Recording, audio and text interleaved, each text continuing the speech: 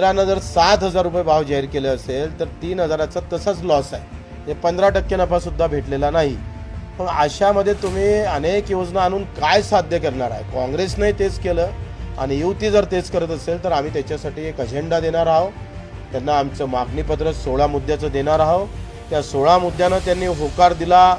त्यांनी सांगितलं का हे आम्ही याच एका महिन्यात GR काढून त्या योजना आम्ही अंमलबजावणी करतोय.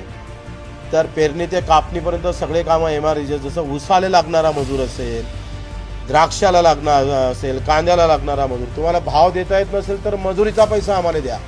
म्हणजे शेतकऱ्याचा उत्पादन खर्च कमी करण्याची ताकद त्याच्यात आहे. पेरणी ते कापणीपर्यंत हे कामं MREGमध्ये कसे घेता येईल, नाही घेता येईल तर रोजगार हमीमध्ये घ्या. त्यांनी जर कबूल केलं तर आम्ही निवडणूकच लढणार नाही. आमचे मुद्दे संपले, आम्ही संपलो. आम्हाला काही गरज नाही त्या विधानसभेत जायची. आम्ही मुद्द्यासाठी जातो, आम्ही स्वतःच्या हुब्यासकीसाठी जात नाही.